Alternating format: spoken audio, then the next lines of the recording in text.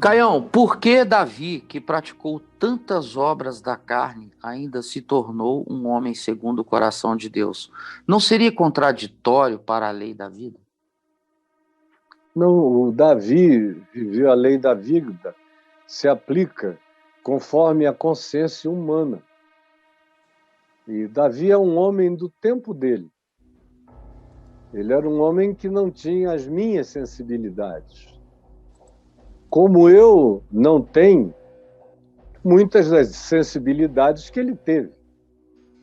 Mas, indubitavelmente, depois de 3.000 anos históricos de diferença, eu tenho algumas percepções, sensibilidades, introjeções que aconteceram em mim que só podiam acontecer no curso de 3.000 anos de acumulação de percepção humana, de conhecimento humano. É isso que os cristãos, e parece que o mundo inteiro não entende. É que os seres humanos não são exatamente os mesmos. Em cada geração eles mudam generacionalmente, eles vão se alterando de geração em geração. Cada geração produz os seus humanos.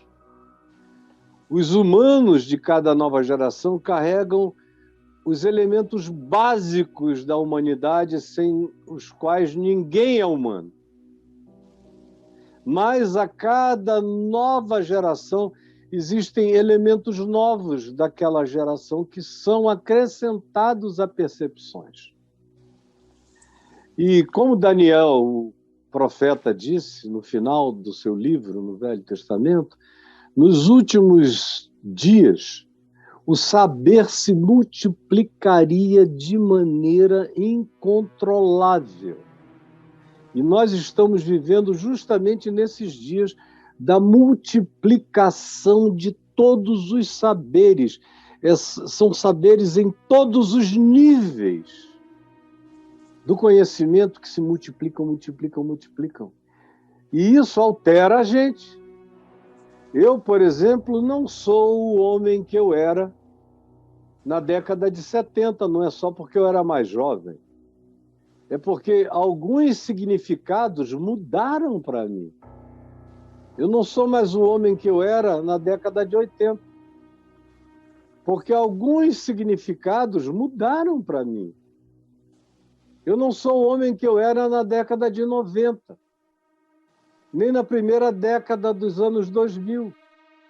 Porque os acontecimentos, as introjeções, as percepções, as aprendizagens, as experiências me alteraram. Eu não sou o mesmo homem que foi para a prisão só por 4 dias, sem nenhuma culpa. A prisão de um inocente é diferente. Você vai com outro olhar de si mesmo e de tudo. E eu saí de lá, todavia, completamente diferente. Muda. Eu estou fazendo aqui um curso, faltam mais 4 aulas para eu concluir, já fiz 12 aulas, sobre luto, que vai ser lançado daqui a pouco. Só o fato de fazer esse curso, rememorando coisas, histórias, emoções e sentimentos, eu saio daqui alterado. Muda, gente. Então, Davi não era Jesus, e Jesus era filho de Davi. Mas Davi era um homem de 1000 anos antes de Jesus. Assim como Isaías, que veio 200 anos depois de Davi, já era um cara mais evoluído que Davi. Assim como alguns outros que vieram.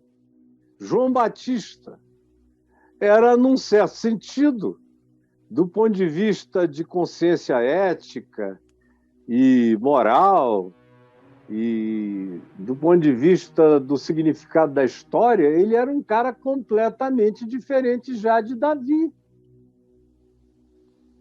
Jesus parece com Davi naquelas manifestações dionísicas que Davi tinha de cantar, de se alegrar, de beber, de trovar, de cantarolar, de poetizar, de ser sensível para a beleza, para a estética. Você vê essas mesmas coisas presentes em Jesus.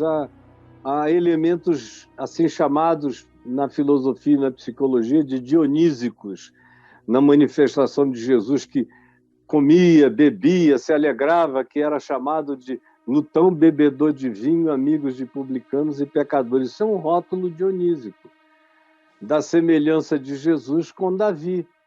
Agora, Davi era capaz de dizer: essa guerra é justa, vamos lá liquidar, porque são os nossos inimigos. E para ele era uma simplificação: se é filisteu, é inimigo; se não é filisteu, é israelita, é amigo. A vida estava dividida em black and white para ele. Não está para mim. Nunca mais estará para quem quer que tenha sensibilidade. Não dá para ir ali e eliminar alguém só dizendo: não, me disseram que esse é o inimigo, eu vou lá e vou matar o inimigo e vou cumprir ordens, como fazem os soldados. Depois de Jesus, soldado diz para o general: desculpa, general, mas essa ordem eu não cumpro. Essa ordem cumpre o senhor. Se o senhor quiser me prender, me matar, me alienar, me desterrar, me enterrar vivo, isso é uma decisão que o senhor toma, mas essa sua ordem eu não cumpro. Porque houve uma evolução de consciência extraordinária. Assim como o homem dos dias de Davi tinha aquela sensação, como muitos homens têm ainda hoje. Não é preciso que 3.000 anos se interponham. 3.000 anos se interpuseram entre Davi e nós, mas tem gente aqui entre nós que é infinitamente mais primitiva. São seres Sansão ainda. É gente de 3.500 anos atrás, que ficava com raiva e matava. Davi já era um cara mais evoluído em relação aos outros juízes de Israel que o precederam. Mas ele não é o suprassumo de nenhuma evolução humana. Mulher, por exemplo, ainda era vista como propriedade, tanto é que ele teve 8 esposas escolhidas a dedo para darem a ele filhos de uma genética muito bonita e também filhas de pessoas importantes, reis, soberanos de determinados lugares. Eram bonitas, eram estéticas lindas, ele amou várias delas e gerou filhos lindos. E tinha as concubinas, que eram aquelas do remeleixo e do borogodó. Quando ele ficou velho, o modo de tratar o velho foi dar a ele uma virgem linda, a mais linda de Israel, Abisag, para dormir fazendo conchinha nele, ou para ele fazer conchinha nela. Embora Davi provavelmente já estivesse broxa, por isso o texto diz que ele não a possuiu. Uma reverência bíblica em relação a ele. Poderia ter dito: o rei, porém, já estava impotente, ou já tinha lhe passado a fase dos desejos. Apenas diz: o rei não a possuiu. Até morrer, ela dormiu de conchinha com ele. E hoje em dia não se faria isso, contratar uma ajudadora bem novinha, linda, mais gostosa que se pudesse pagar para dormir com o velhote, que não era nem tão velho. Ele tinha a minha idade, mais ou menos, quando começou a ficar doente. Ele morreu só com 70 anos, já bem fraco. Ele foi espoliado durante as guerras, ele perdeu muita energia. Com 60 e tantos anos, ele saiu para a guerra e foi levado pelos seus homens depois de volta, porque ele teve uma cãibra tão violenta que a mão dele se fechou na espada, ele não conseguia mais abrir a mão, nem para lutar. Ele ficou preso à espada, de tanto que ele tinha usado a espada. E os homens dele disseram: tu não vais mais à guerra conosco. Ele não foi mais. e começou a envelhecer. E aí foi que Abisag entrou para a conchinha até a morte dele. Então, tem muitas coisas, são comportamentos de um outro tempo, onde ninguém pensava nada diferente. As mulheres de Davi provavelmente ficassem até felizes quando uma concubina ia dormir com ele, e não nenhuma delas, porque não era o mesmo modo de uma mulher olhar para o seu marido, porque o marido não era exclusivo, era marido de 8, de 10, de 12, de muitas. Então, isso não era considerado obras da carne. Ele recebeu a prerrogativa como todo rei, e essa prerrogativa está dada no primeiro livro de Samuel, como uma coisa que o rei teria, embora Deus dissesse, isso não é bonito, mas o povo de Israel disse, mas a gente quer assim mesmo um rei. E Deus disse, isso vai ser contra vocês, contra as filhas de vocês, contra tudo de vocês, mas vocês querem por quê? Ah, porque todos os povos do mundo têm um rei, a gente quer também. Então, Davi ainda conseguiu ser, considerando os excessos dos reis daquela época, um rei pudico. Conseguiu ser comparado com os reis daquela época, um rei santo, um rei contido, um rei que ainda tinha alguns escrúpulos. Eu não tenho tempo aqui para mostrar os muitos escrúpulos de Davi. Ele teve muitos escrúpulos, muito senso de justiça, temor de Deus no coração para não fazer coisas que ninguém veria, que ele faria sozinho, mas o coração dele batia porque Deus sabia. Então não é bem assim como você está dizendo, meu filho. Davi cometeu erros, mas ele não viveu segundo a carne.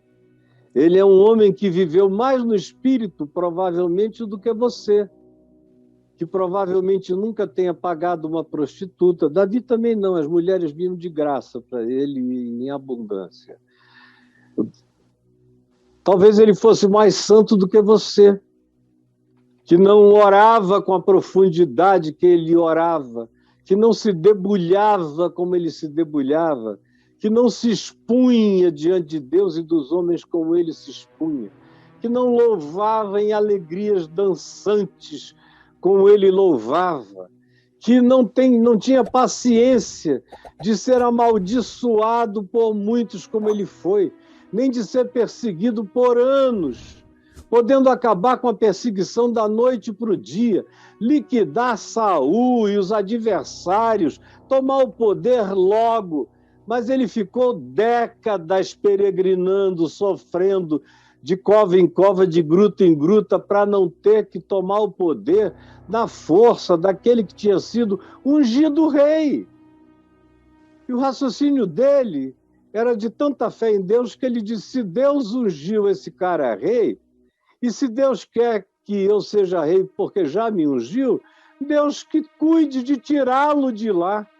E no dia que Deus, com a própria mão, tirá-lo de lá, eu irei. Mas eu não irei lá tirá-lo na marra. Você tem essa atitude? Já sabendo que você é ungido, que Deus disse é seu, você ia lá e ia dizer, levanta, filhinho, pula fora do trono, cai fora, filhinho, na espada. Aí, se a gente sair comparando, eu não conheço quase nenhum pastor que tenha o espírito de quebrantamento que Davi teve. Os grandes erros de Davi, que fizeram o coração dele saltitar de culpa, na mesma hora foram levantar o censo de Israel, que ele levantou por vaidade, por orgulho e por soberba, porque ele estava envaidecido do poder que ele tinha arregimentado, e aí o coração dele bateu com o juízo de Deus, que anunciou-se e que veio como punição à arrogância dele. Segunda coisa foi não desejar a mulher de Urias, porque ela estava tomando um banho nua no pátio, Qualquer um homem saudável que olhasse para uma mulher linda daquela, iria desejá-la, peladona, gostosa, no terraço da casa. Do pátio do palácio dele, ele olhou perto, não era longe, não precisava de binóculo para ver tudo. E ele tinha o poder de mandar buscar. O pecado dele não foi olhar e não foi achar linda, nem foi desejar. Ele podia ter virado as costas e ter entrado e ter ido fazer outra coisa, esquecido e ido embora. Mas não, ele mandou buscar, tascou, transou, devorou, engravidou a mulher e depois deu um jeito de mandar matar o marido dela para ficar com ela. Pelo que ele sofreu grande tristeza, arrependimento, punição, porque o filho que nasceu morreu. E o coração dele se angustiou durante todo aquele tempo, até o final, até a morte da criança. Davi foi um homem que conheceu arrependimentos. Salmo 51 é por conta desse adultério. E ele publicou o salmo do adultério dele. Você publicaria? O texto da oração pedindo a Deus perdão pelo seu adultério? Quem você conhece que fez isso? E também, além disso, você encontra algumas outras pequenas vacilações de Davi, fora esses casos. O que você vê nele é uma grandeza de longanimidade, de espera, de paciência e de confiança na soberania de Deus. Então, para o tempo em que ele viveu, conforme a compreensão daquela hora, que não sabia nada de evangelho ainda, mas ele viveu o proto-evangelho. Viveu esse evangelho antes do evangelho, com princípios que Jesus cita depois, com atitudes de liberdade na graça. É Ele quem diz: a tua graça é melhor do que a vida. É Ele que exalta a graça de Deus acima de toda lei, acima de todo juízo. Então não, meu filho. Para o tempo dele, para a hora dele, ele está melhor do que quase todo mundo aqui, para o nosso tempo, para a nossa hora, com a revelação que a gente teve em Jesus, com a boa nova declarada todo dia e o pessoal vivendo como filisteu. Então, perdão, não, discordo de você. Porque existe relatividade entre o mandamento de Deus e a consciência humana de cada geração. Não se pede de Davi o que se pede de mim, porque eu sei histórica e explicitamente coisas que Davi nunca soube. Portanto, a minha responsabilidade e a sua responsabilidade são maiores do que as responsabilidades de Davi. Pode ter certeza disso. A gente não é pedido em relação ao que a gente não teve e nem soube. A gente é pedido em relação ao que a gente teve e soube. Ninguém é julgado pela luz que não recebeu. A gente é julgado pela luz que recebeu. É pelo conhecimento que obteve. É pela consciência que adquiriu. Entendeu? E aí? É isso aí. Aí o outro manda aqui na sequência, Caio, baseado no que você está falando aí, tá? Fala assim, Caio, então, Caio, de acordo com a cultura dos tempos de hoje, podemos entender que a homossexualidade, a bissexualidade, o poliamor, os casamentos abertos e as demais manifestações dessa nova geração pode não ser consideradas, então, assim, obras da carne? Depende. Tem muita gente. Aí ele botou um monte de coisas num pacote só, que eu não botaria, porque ele resolveu fazer da cultura dessa geração.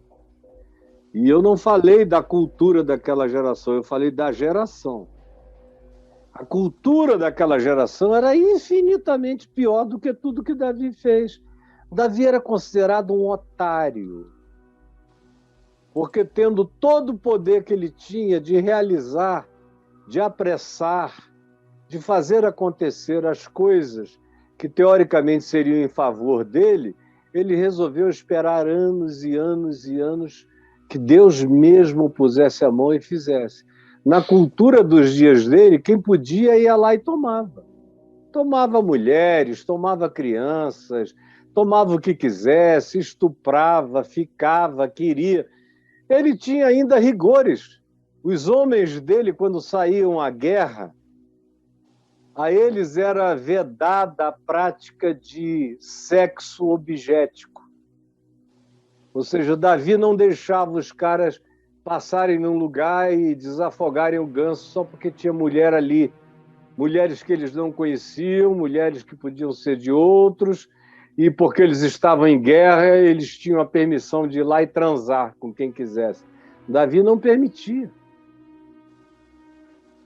Só um otário faria isso. Então eu não estou falando da cultura desse mundo, que jaz no maligno, para a cultura do mundo de Davi, onde as pessoas decapitavam, sacrificavam os filhos, faziam toda sorte de barbaridades. Davi era um santo monge guerreiro. Então, por favor, não confunda uma coisa com a outra. Eu estava respondendo sobre Davi, não sobre a cultura daqueles dias. Eu estou dizendo que para a cultura daqueles dias, eu primeiro disse que as percepções humanas mudam de geração em geração. Agora, a cultura é o extrato, é a estratificação daquilo que foi produzido pela coletividade. E Davi não vivia pelo que tinha sido produzido pela coletividade, nem de Israel e nem dos povos circundantes, que eram de um convívio muito próximo e muito íntimo. Aquelas geografias eram proximíssimas. Os chamados reinos distantes, para os nossos padrões de hoje, de quilometragem, é como ir a um bairro na periferia, já era outro país, estava todo mundo muito próximo. E a troca de cultura era enorme.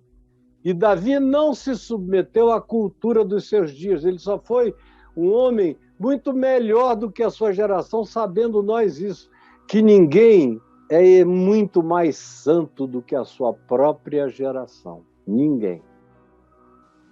Ninguém é muito mais santo do que a sua própria geração, porque a gente tem que viver no mundo. Jesus disse, não peço que tu os tires do mundo, e sim que tu os livres do mal. Então há muita coisa que da minha geração e da cultura geracional eu vou absorver do mundo, e há muitas coisas que eu não absorverei, que são os grandes males do mundo. Então, a pergunta que você fez só pode ser feita por alguém que nunca me ouviu na vida. Do contrário, eu vou pensar que você está querendo me jogar numa pegadinha. Porque todo mundo que me ouve há anos e anos e anos sabe que eu não trato a homossexualidade como os religiosos tratam, que eu não trato as prostitutas como os religiosos tratam, eu trato a prostituição, que em geral é feita pelo homem. A prostituta é a prestadora de um serviço para ela comer, beber, se alimentar e não morrer, mas a maioria delas detesta o que faz. A prostituição é um fenômeno masculino, antes de tudo. Por isso Jesus era amigo de prostitutas, de meretrizes. Porque ele conhecia o drama da angústia daquelas mulheres. Agora, o que ele pede ao Pai é que nós não nos retiremos da nossa geração, mas que nós sejamos livres do mal da nossa geração. Então você sabe o que eu penso sobre gay, sobre lésbica, você sabe o que eu penso sobre várias dessas coisas. Você sabe como eu digo, Deus te abençoe para milhões de gays cristãos e não cristãos, que são seres humanos bons, gente justa, gente sincera, gente que não gosta de promiscuidade. gente que não se prostitui, gente que não anda cheia de ódio, gente que não vive nas obras da carne, não vive. O coração é muito mais limpo, eventualmente, do que o seu, que não faz nada disso, mas é cheio de outros produtos da carne, conforme Gálatas 5 nos diz aqui. Então, meu filho, ninguém está sendo julgado aqui por essas categoriazinhas exteriores, mas você vê que as obras da carne que você deixou de fora, você só incluiu as relacionadas a sexo, você notou? E as obras da carne só tem poucas relacionadas a sexo. São prostituição e impureza, lascívia. E a luxúria, mas a lascívia. São essas três. O resto, que é uma quantidade enorme, são todas de natureza subjetiva, interior. Tem a ver com emoções, sentimentos, e você não incluiu nada disso. Por que será? Por causa da sua mente religiosa, que só trabalha com categorias da carne pensando em sexo. Aí o que ele mencionou, Braulio? Ele mencionou homossexualidade, bissexualidade, poliamor e casamentos abertos. E as demais manifestações dessa nova geração. Aí as outras ele não cita. Você veja como é só sexo. Ele não falou de inimizades, ele não falou de dissensões, ele não falou de facções, ele não falou de ódios, ele não falou de ciúmes, ele não falou de invejas, ele não falou de acumulações, ele não falou de glutonarias, ele não falou de lascívia, que não necessariamente faz coisa alguma, mas baba de desejo. Ele só falou em quem enfia o que em quem. O que mostra o nível de carnalidade religiosa da tua cabeça e do teu pensamento. Então tem gays fazendo coisas ruins, como tem gays que não estão fazendo nada de ruim. Depende do gay. Depende da lésbica. Assim como tem heterossexuais fazendo um monte de coisas ruins. Porque Paulo estava se referindo a heterossexuais, especialmente quando ele falou de prostituição e de impureza. Sobretudo, ele estava falando de mim, de ti, de heterossexuais. Ou até de gente monogâmica, mas que fazia tudo isso por fora. Então, antes de ser sobre os outros, é sobre ti que se está falando. E, sobretudo, sobre as coisas que você deixou de fora, quando avaliou os outros dessa geração. Eu acho o poliamor uma coisa que não tem como dar certo, que começou oficialmente há pouco tempo e que daqui a algum tempo vai ter terminado porque vai ter dado tão errado, vai ter gerado tanto feminicídio, tanto homicídio, tanto ódio, tanto ciúme, tanta guerra, tanta confusão, tanto BO, que daqui a mais alguns anos a própria geração do poliamor vai dizer, pô, isso não está com isso, com nada não. A gente pensava que daria certo, porque o poliamor não é uma invenção dessa geração. Ele já existia há milhares de anos atrás, já se fez isso, com permissividades muito maiores e não deu certo. Então é só uma questão de teste. Daqui a pouco, talvez eu viva para ver o poliamor em falência. Como a maior parte das bissexualidades contemporâneas não são aquela bissexualidade intrínseca de uma pessoa que nasceu com propensão para os dois tipos de gosto e de prazer, e tem gente que nasceu com os dois tipos de gosto. E a gente sabe quando isso tem a ver com o nascimento, justamente porque são pessoas que são afetivamente capazes de se apaixonar por ambos os polos sexuais. Não é só desejo, é, sobretudo, capacidade de se afetuar, de se internurar, de amar. Isso é o que faz toda a diferença. Não é só relação objetica. Não é objetica a relação, é relação afetiva. Isso muda tudo quando tem afeto envolvido e quando tem exclusividade dedicada. A pessoa pode ter propensão por um lado ou pelo outro, mas pelo lado que pender, ela vai ficar ali, porque ali ficou o seu afeto. Pelo menos nesse tempo, nessa hora, nessa experiência, que a pessoa não chega querendo que seja passageira, mas na maioria das vezes chega querendo que dure. Então, meu filho, você está querendo meter a sua colher de pau numa panela de fogo ardente que pode queimar a sua mão, queimar a sua língua, porque você é seletivo nos pecadinhos que escolhe.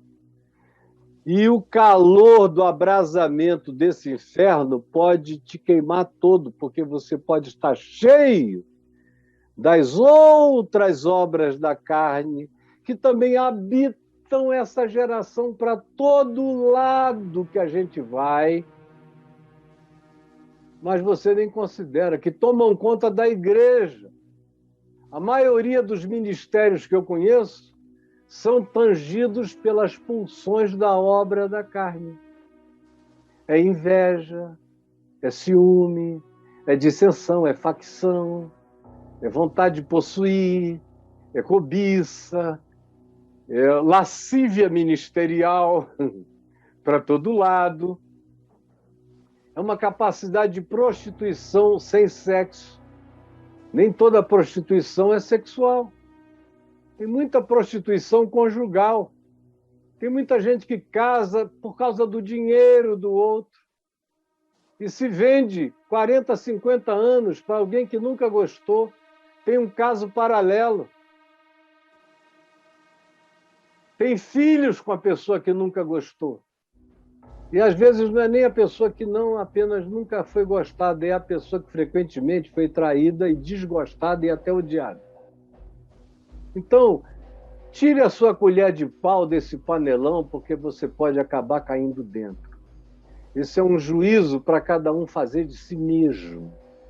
Você estava falando de si mesmo, ou só estava pensando nessa geração? Você também está cheio dos pecados dessa geração. E, eventualmente, não prestou atenção em nenhum deles.